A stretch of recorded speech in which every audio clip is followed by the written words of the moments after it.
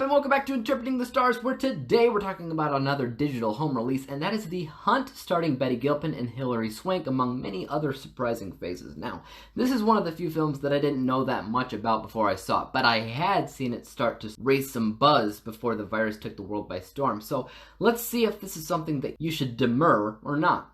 Let's get cracking. This review is brought to you by the word of the day, demur. Raise doubts or objections or show reluctance to. The hunt is on in The Hunt when a group of seemingly normal people are chosen at random and tossed inside a big expansive area, given a number of weapons, and henceforth are chosen to be hunted by a number of liberal elites. Okay, so this is a movie that can easily upset some people. It's one of those movies that fits pretty snug into a very small niche, and the people inside that niche will love it to death. But at the same time, you can misunderstand the message the film is trying to spread and hate it too, because it's very political. But it's not affiliated with either side of politics.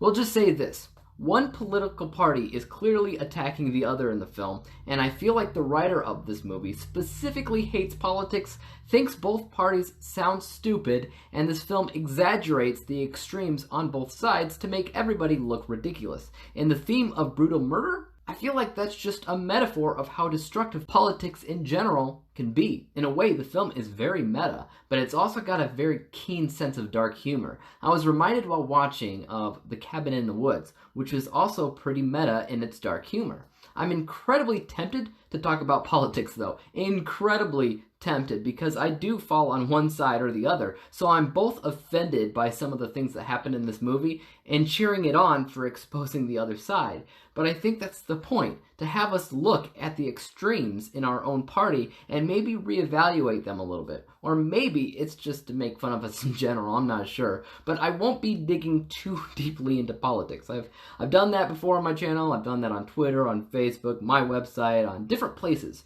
because it's another one of my passions. And we'll just say nothing good ever really came out of that. So I'm trying to generalize this as much as humanly possible, because I don't want to start too many arguments or debates, because this is such a politically charged film. Stepping away from politics for a second and just looking at how they made this movie in general, it's very unpredictable. There are twists and turns in this film that I really enjoyed, because at the end of the day, I had no idea what would happen next, which is always great. Weirdly though, I would have preferred a more typical direction. This film basically begins in this big field where everybody's wearing these big scary face masks and they're lured to the center of a field where a mysterious box is found. The whole thing felt like a Saw movie, where you might hear, "I want to play a game." And I was ready for that. But that's when the politics are introduced, and the political part is pretty good, I'll admit. It's got some good, dark, meta humor, but again, it's only a tiny niche that not very many people will really understand. It's a lot easier to see it as an attack on one political party or the other. It takes a lot of thought to break it down and see it from both sides, and that's why I think it's getting seriously mixed reviews. It stands at 52% currently on Rotten Tomatoes, which makes sense. If you look at it from one side, you really have to take a step out of yourself and decipher what this film is doing, and you'll probably be able to enjoy yourself a whole heck of a lot more. Like I said, I started kind of hating this movie, but I broke it down more and I realized that it's not that bad. Other than that, I didn't want to do this review without at least mentioning Betty Gilpin, who killed it in this movie. I loved her personality, her attitude, and smarts in this film. I could watch a TV show following around that character every week. She was funny, she was intense, she was a lot of fun. And it's worth it to watch this movie solely based on her performance. Good stuff. Good stuff.